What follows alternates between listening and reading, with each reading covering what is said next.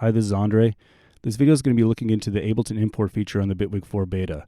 And I know I haven't uploaded any new YouTube tutorials in the last few months. It's because I've been working on my own tracks a lot and just haven't really felt like making any new videos. But I have a lot of new grid patches in the works, so I'll probably be making some videos when I'm done working on my own stuff. Anyway, the Bitwig 4 beta came out about a week or two ago, and one of the kind of overlooked features is the Ableton import and FL Studio import. And I've been playing around with them a little bit to see how they work, and I want to show you kind of what I've been figuring out. And I thought this was a pretty cool feature. I don't use Ableton at all anymore, so I have a lot of unfinished tracks that I basically abandoned because I didn't feel like working on them in Ableton. So it's kind of cool now being able to revisit old tracks and work them into Bitwig.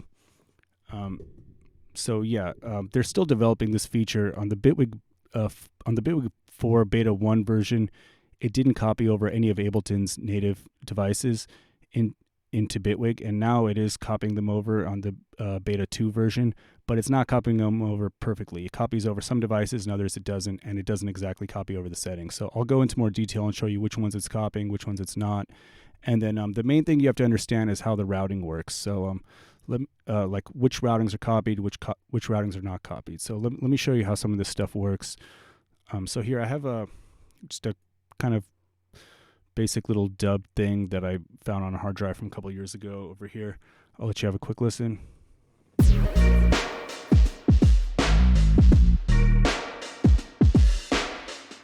All right, so not a lot going on that track, but I want to show you what it's going to do with some of these routings. So first thing to understand is what it's going to do with track-to-track routing. So let me just show you an example. So if I run track 61 into track 62, this routing will work because it's a routing out, but internal routings don't work. So as far as I know, unless they added that, but so if I run 63 like this into 64, this one, as far as I know, won't work. And then what it does with groups, it will copy groups and groups within groups, but the routings won't be right. So if you look at the tracks within those groups, they'll all be routed to the master. But I'll show you a quick way you can get them routed back into the groups without having to go through and manually do it for each track. And then what it does with different types of sidechain routing is different depending on how you're doing it. So I wanted to show a few different examples of how somebody would run sidechaining to show you how it's going to copy them into Bitwig. And I mean, in the end, probably most of this doesn't really matter that much because, for me in Bitwig, I like to just do all the sidechaining with a note receiver device because I find it a lot easier than how in Ableton I used to have to, send things out and do all sorts of stuff. So, I'll show you. But anyway, for this track, I have a few different ways of sidechain routing, so you can see how it's gonna handle them. So this first one is MIDI that's being sent. Well, first let me show you what's going on these tracks. So I have this SC sends group, which is 3 tracks of MIDI triggers that are being sent to these effects on the sidechain track, and the bass group is being fed into that sidechain track. So the first one over here is this kick MIDI, and this is being sent into Duck through this external instrument device. So this is not going to work. It's not going to copy this device. Bitwig has a similar device, but it doesn't have this. It doesn't have internal routing the same as Ableton. So you can do all the same stuff, but it just works differently in Bitwig. The second routing that's also not really going to work is this. So this is just a little audio click from operator that's being sent into the input on Pro MB to trigger that sidechain. And you can see this is sent to sends only. So excuse me. So this sends only routing won't work. So what you'll end up getting is basically phase 4 on a default patch being sent to the master. And then this third way of routing does work. So this is the MIDI routing directly into Duck. So because that's a routing out, that is going to work. Let me show you how this copied over, and then after that I'll show you how it deals with like internal instruments and effects and stuff. Oh wait, you know what? First let me save this with these routings down here so that we can actually see how those handled.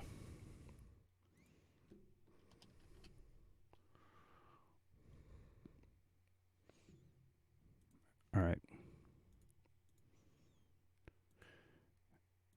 And one thing, if you're going to be copying Ableton sessions into Bitwig, I would recommend cleaning them up a lot first. I tried copying bigger sessions, full tracks into Bitwig, and it just ended up not loading. It would just get frozen, and I would have to force quit Bitwig. So it'll handle sessions to a certain size. Like this is a very small session, so it's no problem.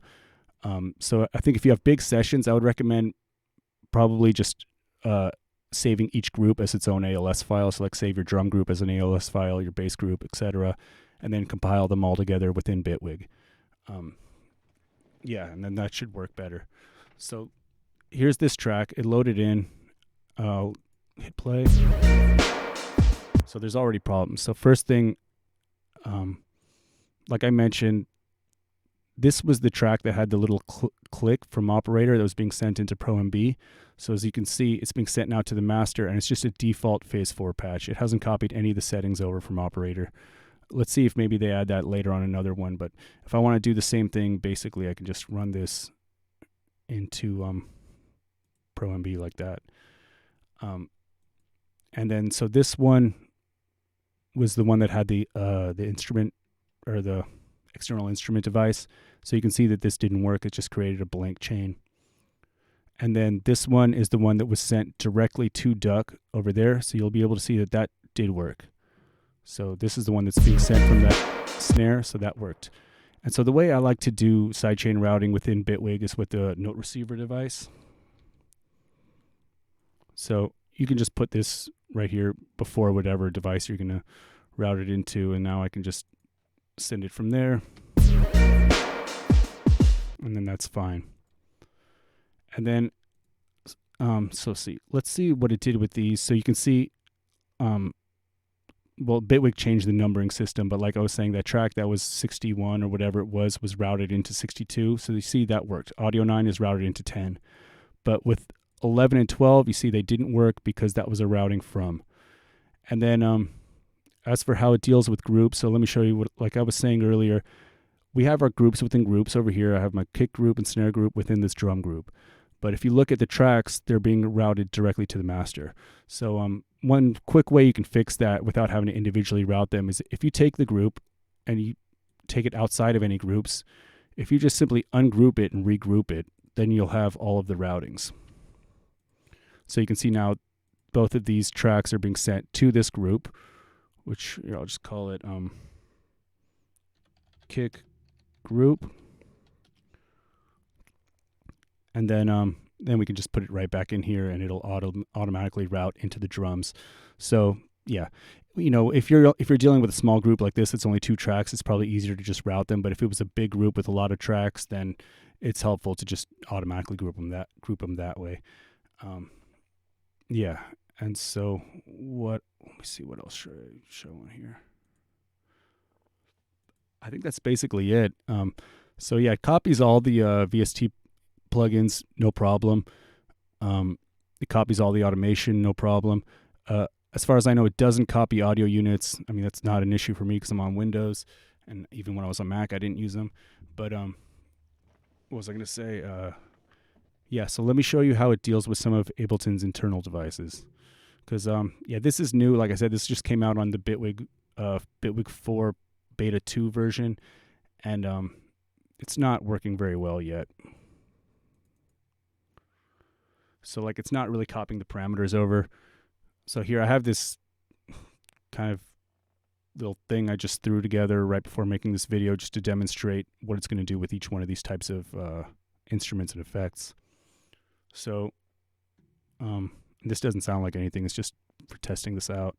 So basically I have just like a kick over here, kick body, breakbeat samples, some white noise, saturator, glue compressor, snare with the same thing, snare body and some white noise, and I have an instance of operator. I tried an instance of wavetable, but that's not going to work because it would have to reference the same wavetable file, and Bitwig has different wavetables than Ableton, so that won't work.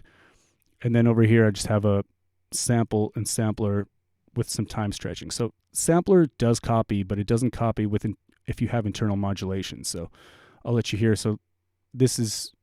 Mentality is So that's just an example of, that's just time stretching by modulating the what do you call it, the loop start. So that won't work. You're just going to get a fast loop because that modulation will be lost. But if that wasn't on, it would still copy over the sample. And then the last thing I want to show is what it does with macros. So it looks like it doesn't copy over macros yet. So I just did a quick test with this. This is just frequency splitting rack with a macro being assigned to the frequencies, and it seems like it doesn't assign that. It's easy enough to just reassign it in Bitwig, but with a Bitwig macro. But anyway, let me show you. I don't even think I played this. So I'll show you what this is going to do with this, and you're going to hear it basically isn't going to work. But yeah, I'll let you hear what the sound. It sounds pretty annoying, but it's just a test. All right. So anyway, let's see how that copies in.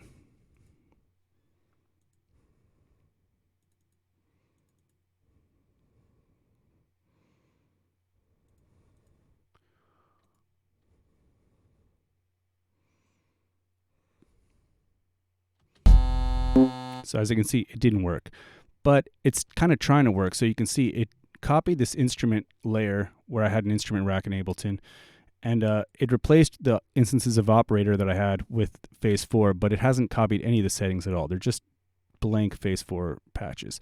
The sampler, it copied over fine because there was nothing really going on that sampler. There was no internal modulation or anything like that. The EQ, it copied over fine. Saturator, it copied, but it's not mimicking the same settings. So it just basically put a default saturator where saturator was.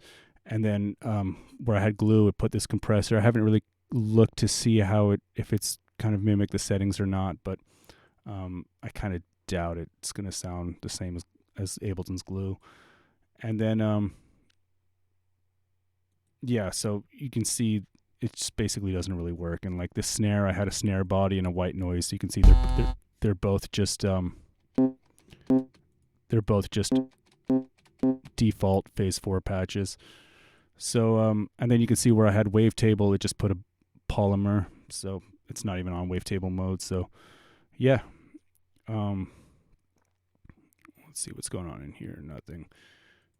And then this sampler, it's got the sample, but yeah, like I was saying, it doesn't have the loop start modulation, so you're just hearing a really fast looping sample. And then so over here is where we had the effects layer, and if we look in the modulation, we don't see a macro there. And if we look on the pages here, page 1, we don't see a macro assigned to these. So you would have to just add your own macro within the Bitwig modulators. But anyway, yeah, so you can see it's kind of starting to copy over some of the devices, but it's not copying over the parameters yet.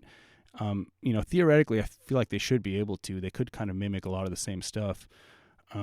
So we'll see how this thing develops. Like I said, I'm on the beta 2 version right now, so this stuff might all be a lot more precise by the time the actual release comes out. As for the Bitwig 4 beta, the main features were comping and operators. And comping, I don't really use it, but I might start using it now that it's a thing. I just never really had it. And the operators seem very cool. I haven't really delved into them much yet, but I think it'll be a cool feature, especially for live use. There's a handful of features I would have really liked to see that they haven't implemented yet. I know Bitwig comes out with new features pretty frequently, so I think we will see some of these things in the future. Yeah, the main things I would have liked to see, for one, I know a lot of people want a multi-stage envelope generator in the modulators. I think that's a pretty universal request amongst Bitwig users. And then there's a couple things I would really like to see in the grid. I would like to see container modules within the grid, kind of like for anybody who uses Reactor. There's Reactor macros. If we could have a container module, so like if I had a big array of grid modules that I don't need to be seen on the interface, if I could just put them within one container and then just have whatever parameters I want assigned to macro knobs on that container or something like that, that would be very cool. Another thing I would really like to see in the grid would be multiple outputs. I was kind of envisioning if they would have like an output device that would just create a chain at the end of the grid patch. So, each output device would have a corresponding chain, so that way you could process different outputs differently or send them out to different routings. So that would be cool. And the last thing I would like to see would be slicing within the sampler. You can slice an audio to a multi-sample from the audio track, but you don't have the kind of lazy chop method that you get within Ableton Sampler. So that would be nice to see as well. But anyway, yeah, overall I'm happy with the new Bitwig 4 update, and I'm curious to see how this thing's going to develop with the Ableton import. That's probably the feature I'm most excited about on it, really. So yeah, anyway, thanks for watching. Okay, bye.